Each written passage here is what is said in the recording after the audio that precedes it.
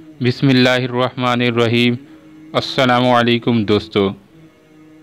خلاصہ خطبۃ الجمعۃ المبارک المسجد النبی صلی اللہ علیہ وسلم، خطیب الشیخ علی بن عبد الرحمن الحذیفی۔ تمام تعریفیں اس پاک رب العزت کی ہیں جو عرش عظیم کا مالک اور واحد لا شریک ہے۔ میں اس کا شکر بجا لاتا ہوں، اس کی تمام نعمتوں کا اور اس کی جانی اور انجانی نعمتوں کا، جس کا شمار صرف وہی جانتا ہے۔ ارشاد باری تعالیٰ ہے جس کا مفہوم ہے کہ یہ آخرت کا گھر صرف ان لوگوں کے لیے ہی ہے جو زمین میں اونچائی بڑائی فخر کے خواہشمند نہ ہوں، اور متقین کے لیے نہایت شاندار انجام ہے۔ اے مسلمانوں، اللہ تعالیٰ نے اپنے حکم کی تکمیل کے لیے اس کائنات کو پیدا کیا تاکہ اپنی مرضی کے احکامات جاری کرے اور اس کے حکم پر تنقید کی کسی کو مجال نہیں۔ چنانچہ مخلوق کو حاصل ہونے والی ہر نعمت و خوشحالی، فضل و کرم صرف اسی واحد بزرگ کی طرف سے ہی ہے۔ جیسا کہ اللہ نے فرمایا، تجھے جو بھی بھلائی نصیب ہوتی ہے وہ صرف اللہ ہی کی طرف سے ہے۔ اللہ اپنی رحمت جس پر کھول دے اسے کوئی بند کرنے والا نہیں، اور جس پر وہ بند کر دے اسے کوئی کھولنے والا نہیں، اور وہی غالب حکمت والا ہے۔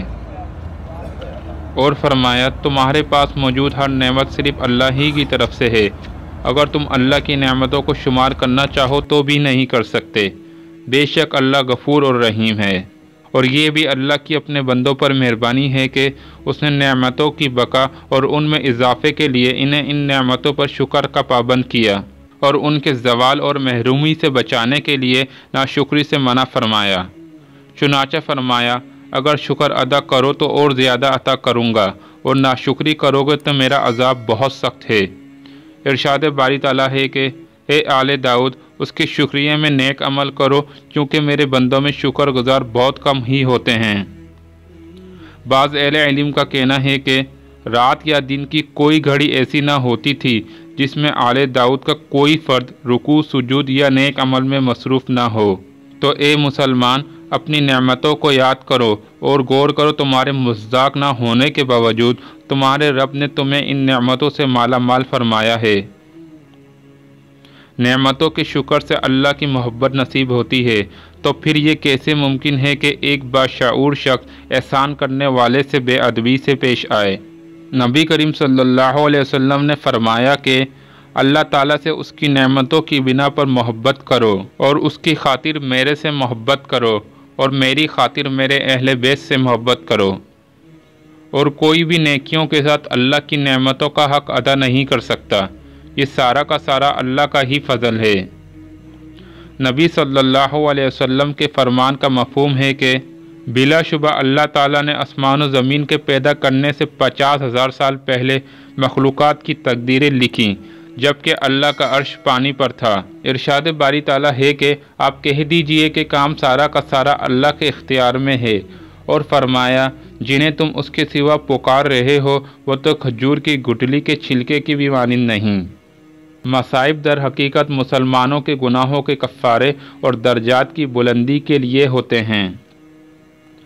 حضرت ابو ہریرہ رضی اللہ تعالیٰ عنہ آپ صلی اللہ علیہ وسلم سے روایت کرتے ہیں کہ جس کا مفہوم ہے کہ آپ صلی اللہ علیہ وسلم نے فرمایا، مومن مرد اور مومن عورت کی جان، مال اور اولاد میں آزمائشیں آتی رہتی ہیں، یہاں تک کہ وہ اللہ تعالیٰ سے اس حال میں ملتے ہیں کہ ان پر کوئی گناہ باقی نہیں رہتا۔ مصائب لوگوں کے لیے غور و فکر بھی ہیں تاکہ وہ اپنے گناہ چھوڑ دیں، نیز وہ سوچیں ان مصائب سے قبل وہ کن نعمتوں میں تھے، تاکہ اطاعت کے ذریعے ان کو ہمیشہ کی عافیت، امن و خوشحالی نصیب ہو جائے۔ تمام تعریفیں اللہ کے لیے ہیں۔ میں گواہی دیتا ہوں کہ اللہ کے سوا کوئی معبود نہیں، اور میں گواہی دیتا ہوں کہ ہمارے نبی صلی اللہ علیہ وسلم اس کے بندے اور رسول امین ہیں۔ اے اللہ، اپنے نبی صلی اللہ علیہ وسلم اور ان کی تمام اولاد پر صلاۃ و السلام اور برکتیں نازل فرما۔